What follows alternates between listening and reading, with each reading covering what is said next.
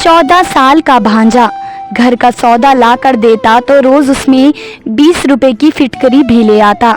शर्म के मारे मैं उससे इस हरकत की वजह भी ना पूछती और फिटकरी लेकर किचन के कैबिन में रख देती। 1 महीने बाद किचन में फिटकरी का ढेर लग गया। आखिर एक दिन उस भांजे को बुलाकर उसकी वजह पूछी तो मेरे होश उड़ गए। उस रात मेरे 14 साल के भांजे ने, दर्द से मेरा बुरा हाल था। मेरी ऐसी हालत थी कि मुझसे घर का कोई काम भी नहीं हो रहा था। सारा घर बिखरा पड़ा था। बर्तनों का ढेर एक तरफ था जमा किचन में, दूसरी तरफ मैले कपड़े धोने को पड़े थे। यह सारे काम अगर मैं थोड़ी सी देरी से कर लूँ तो भी कोई मसला ना था, लेकिन मसला तो सारा खाने का था। खाना बनाना वह ऐसा काम था जो मुझे वक्त पर करना होता था, हर हाल में, चाहे कितनी ही तकलीफ में क्यों ना हो। इस घर में अपने पति के साथ रहती थी। मेरी शादी को काफी समय गुजर चुका था, मगर औलाद को तरस रही थी। मेरे पति की रिपोर्ट सही नहीं थी, जिसकी वजह से वे भी खामोश थे, वरना अब तक तो वह भी मुझे छोड़कर दूसरी शादी कर चुके होते। मेरी सास तो यह बात मानने को ही तैयार नहीं थी कि दिक्कत मुझ में नहीं उनके बेटे में है। इतनी ज्यादा भी दिक्कत नहीं थी, वह थोड़ी बहुत दवा से ठीक हो सकते थे। लेकिन मेरे पति की एक जिद थी कि डॉक्टर झूठ बोलते हैं, मैं बिल्कुल ठीक हूँ। मैं भी चुप हो जाती। जिंदगी यूं ही गुजर रही थी। मेरे पति सुबह काम पर चले जाते और शाम को देर से वापस आते। मैं सारा दिन घर में अकेली रहती। घर का सामान भी मैं खुद ही लेकर आती। मेरे पति इस तरह का कोई काम नहीं करते थे, बल्कि वह तो मुझसे बात ही नहीं करते थे। ना जाने उनके दिमाग में क्या चल रहा था, वे क्या चाहते थे, मुझे आज तक समझ नहीं आया था। वह बिल्कुल खामोश रहते थे, अपने अंदर के राज किसी को बताना नहीं चाहते थे, शायद अपनी पत्नी को भी नहीं। लेकिन इतना तो मैं समझ गई थी कि वह औलाद की वजह से परेशान हैं, मगर कभी जाहिर नहीं किया। शायद अंदर ही अंदर वह खुद को कसूरवार समझते थे। लेकिन कुछ समय से मेरी तबीयत खराब रहने लगी थी। नाभि के नीचे अजीब सा दर्द उठता था। 2-3 महीने तक यह दर्द हल्का था, लेकिन अब बढ़ता जा रहा था। सुबह को मुझे इतना दर्द नहीं होता था, लेकिन जैसे ही शाम होती थी दर्द बढ़ता जाता था और फिर मेरे लिए बिस्तर से उठना भी मुश्किल हो जाता। मैंने 2-3 दफा अपने पति से अपनी तबीयत का जिक्र भी किया, लेकिन उन्होंने ध्यान नहीं दिया। मैं भी खामोशी से दर्द बर्दाश्त करती रही। दर्द की गोली खा लेती तो थोड़ा सा आराम मिल जाता, लेकिन फिर वही दर्द शुरू हो जाता। मेरी सबसे बड़ी परेशानी यही थी कि मुझे औलाद नहीं थी। अगर मैं बीमार पड़ जाऊं तो मेरा ख्याल रखने वाला कोई भी नहीं था। मेरे पति बीमार होते थे तो मैं उनका ख्याल रखती थी, लेकिन अगर मुझे सर दर्द भी हो जाए तो कोई पानी देने वाला भी नहीं होता था। एक दिन अचानक दूसरे शहर से मेरी बड़ी बहन आ गई। वह किसी रिश्तेदार की शादी में आई थी और वापसी पर मेरे घर भी आ गई, तो वह मुझे देखकर परेशान हो गई। शाम का समय था और मेरा दर्द बढ़ता जा रहा था। जब दरवाजे पर बेल बजी, मुझ में इतनी हिम्मत नहीं थी कि मैं उठकर दरवाजा ही खोल लेती, लेकिन शाम के वक्त मेरे पति आते थे, इसलिए मुझे उठना ही पड़ा। मगर सामने अपनी दीदी को देखकर तो मैं खुशी होने के साथ साथ हैरान भी थी। दीदी न जाने कब से बेल बजा रही थी। आते ही कहने लगी, तुमने दरवाजा इतनी देर से क्यों खोला? मैंने उन्हें ठंडा शरबत पिलाया और अपनी सारी राम कहानी सुनाई। उन्होंने देखा कि दर्द से मेरा रंग पीला पड़ गया है। दीदी ने जब मेरी सारी कहानी सुनी तो सोच में पड़ गई। फिर मुझसे कहा कि मैं जल्दी में हूँ, मेरी ट्रेन के टिकट्स हैं और मुझे हर हाल में अभी निकलना है। पीछे मेरा घर, मेरा पति और मेरे बच्चे ना होते तो मैं ज़रूर तुम्हारे पास रुक जाती और तुम्हें डॉक्टर के पास ले जाती, लेकिन मैं भी मजबूर हूँ, नहीं रुक सकती। दीदी ने ऐसा कहा। फिर उन्हें एक ख्याल आया। उनके साथ उनका 14 साल का बेटा दीप भी था। दीदी ने मुझसे कहा कि मैं दीप को तुम्हारे पास छोड़ कर जा रही हूँ, तुम इसके साथ डॉक्टर के पास चली जाना रिक्शे से। ये तुम्हारा ख्याल भी रखेगा और तुम्हारे काम भी करेगा। अभी इसकी जून जुलाई की छुट्टियां हैं, तो इसका स्कूल का भी मसला नहीं है। मैं इसके कपड़े बाद में भेज दूंगी। अभी तो ये 2 जोड़े ही साथ लाया है। मेरी बहन मेरे लिए फिक्रमंद थी, इसलिए अपने बेटी को मेरे पास छोड़कर चली गई। पिछली बार जब मैंने अपने भांजे को देखा था तो वह 10 साल का था और आज वह अच्छा खासा बड़ा हो चुका था। वह लंबाई में अपनी उम्र से बड़ा लगता था। यही नहीं बल्कि वह बहुत समझदार भी हो चुका था। लेकिन मैं हम में ज्यादा घुला मिला हुआ नहीं था, क्योंकि दीदी दूसरे शहर थी और मैं दूर यहाँ। हम सब अपने मसलों में उलझे हुए थे। आने जाने का वक्त ही नहीं मिल पाता था। खैर, दीप ने मेरे घर रहना शुरू कर दिया और दीदी के कहने पर वह मुझे डॉक्टर के पास लेकर गया। जाने को तो मैं खुद भी जा सकती थी, लेकिन अकेले जाने से मुझे डर लगता था। मेरा घर बस्ती से थोड़ा सा दूर था, इसलिए आने जाने में काफ़ी वक्त लगता था। मैं दोपहर में दीप के साथ रिक्शे में बैठकर चली गई। कोई 35 मिनट का सफ़र तय करने के बाद अस्पताल आ गया। काफ़ी देर बाद मेरा नंबर आया तो मैं दीप के साथ ही डॉक्टर के पास अंदर चली गई। डॉक्टर साहिबा ने दीप को एक तरफ बैठने को कहा। वह चुपचाप दूर बैठ गया। डॉक्टर ने मेरा अल्ट्रासाउंड किया और एक अजीब सी बीमारी बताई। डॉक्टर ने कहा, यह ऐसी बीमारी है जो बढ़ती उम्र के साथ औरतों को लग जाती है। 100 में से 10 औरतों को यह बीमारी होती है। इस बीमारी में 2 तरह की तकलीफ होती हैं। एक तो इसमें औलाद का होना बहुत मुश्किल है, दूसरा दर्द बहुत होता है। इस बीमारी को एंडोमेट्रियोसिस कहते हैं। अगर औरत को पहले से औलाद होती है तो फिर वह अपनी बच्चेदानी निकलवा कर इस तकलीफ से जान छुड़वा लेती है, लेकिन अगर औलाद नहीं है तो फिर औरत के लिए बहुत ही बड़ी दिक्कत हो जाती है। या तो औरत गोलियां इस्तेमाल करे, लेकिन इन गोलियों से औलाद होने के चांस दिन पे दिन कम होते चले जाते हैं और औरत पूरी तरह से बांझ हो जाती है। ऐसी औरतों के लिए ऑपरेशन आखिरी हल होता है, लेकिन इसमें पैसे ज़्यादा लगते हैं। ऑपरेशन के ज़रिए हम सफाई करते हैं और औरत इस तकलीफ़ से आज़ाद हो जाती है। क्योंकि आपको औलाद नहीं है, इसलिए मैं आपको गोलियों का मशवरा नहीं दूंगी, ऑपरेशन का दूंगी, जिसके लिए आप 1 लाख रुपए जमा करवा दें। ऑपरेशन के बाद आपकी इस दर्द से जान छूट जाएगी और भगवान ने चाहा तो औलाद भी हो जाएगी। 1 लाख रुपए का सुनकर मुझे तो सांप ही सूंघ गया। इस महंगाई के दौर में अपना पेट भरना ही मुश्किल हो रहा था, तो मैं 1 लाख का बंदोबस्त कहाँ से करती। मैं बिना कुछ कहे खामोशी से उठकर वहाँ से चली आई। सारे रास्ते गर्मी की तपिश और टेंशन के दबाव की वजह से मेरी हालत और ख़राब होती गई। शाम को हम घर पहुँचे तो मैं बहुत ज़्यादा उदास थी, दर्द भी बहुत बढ़ गया था। दीप ने मेरी हालत देखी तो मुझसे कहा कि आप आराम करें, मैं आपको दवाई देता हूँ। दीप ने मुझे दर्द की गोली और पानी दिया।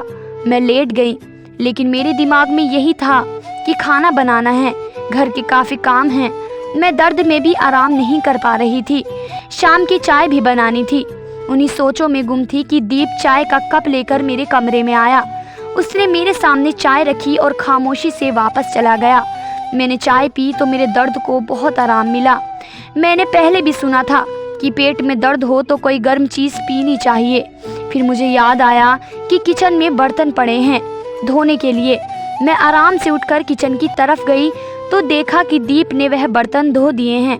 मैंने हैरानी से उसकी तरफ देखा तो उसने कहा कि मुझे आदत है, मैं माँ की भी काम में मदद करवा दिया करता था, आपको खाना बनाने की कोई ज़रूरत नहीं, मुझे पैसे दें, मैं बाज़ार से खाना ले आता हूँ। दीप की बातें मुझे हैरान कर रही थी।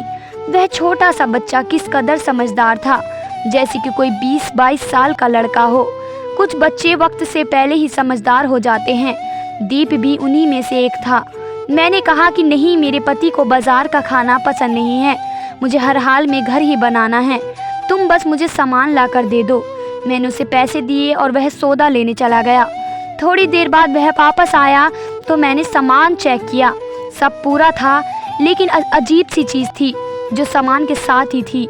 मैंने हैरत से देखा कि वह फिटकरी लेकर आया था।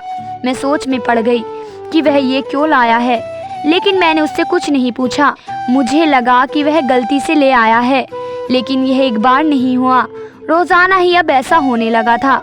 मैं उससे कुछ भी मंगवाती तो वह 20 रुपए की फिटकरी ज़रूर लेकर आता। मैं वह फिटकरी किचन के कैबिन में रख देती, यहाँ तक कि मेरे पास फिटकरी का ढेर लग गया था।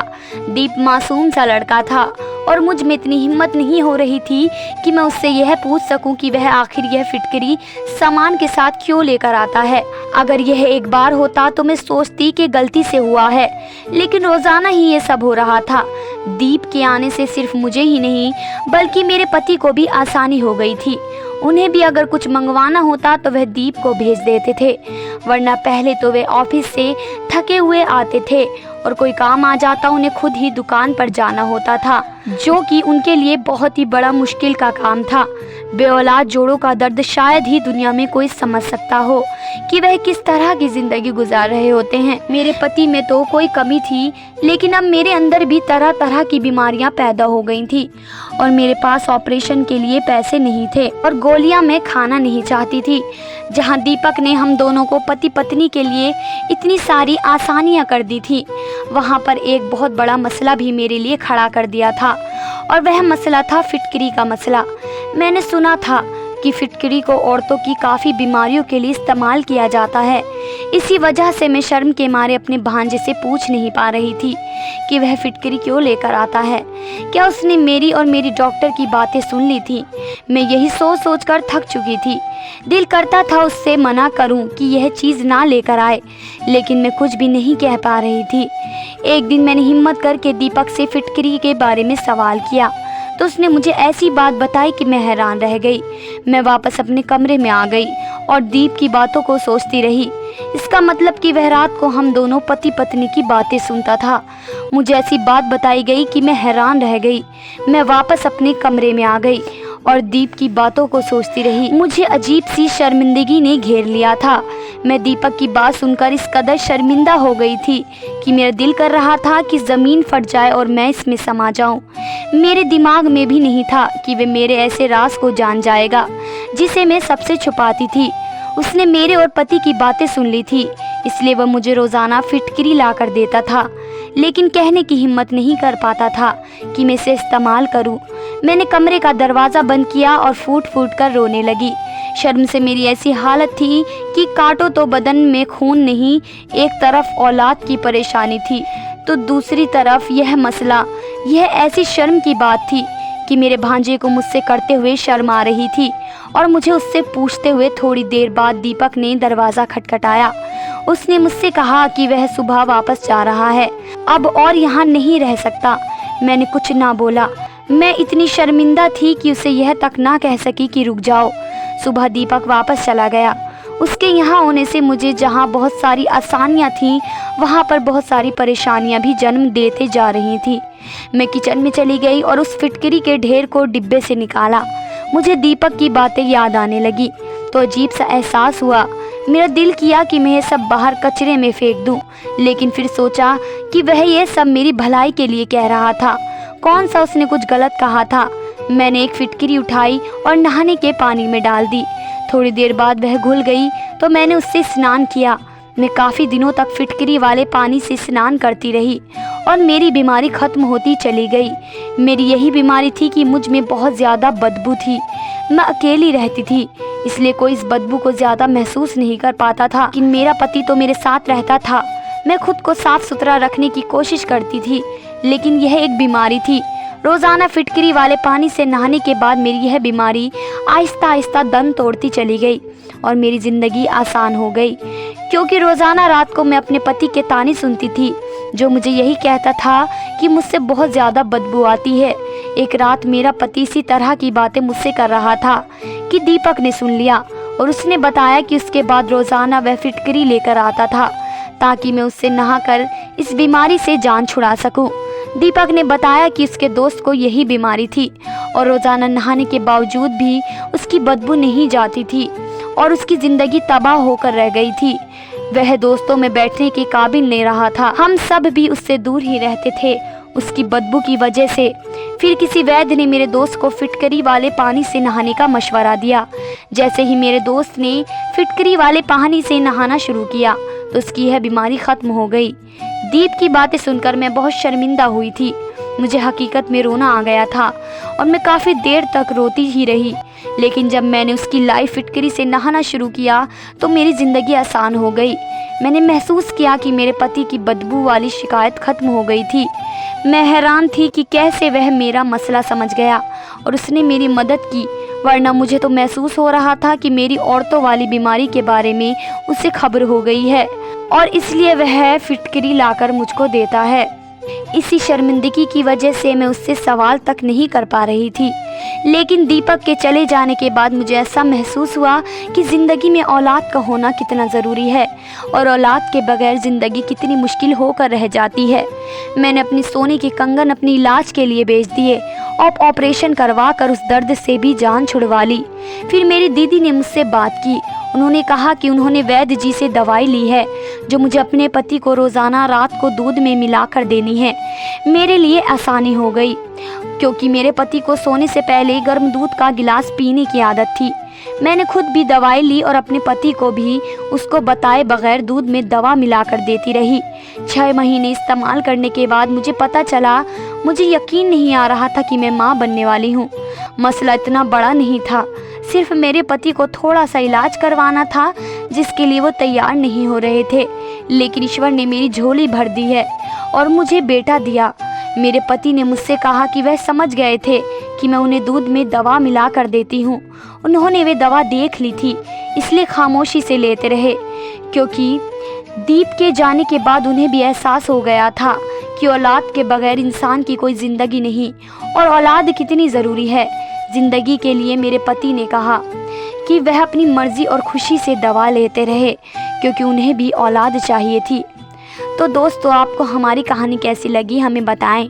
धन्यवाद दोस्तों।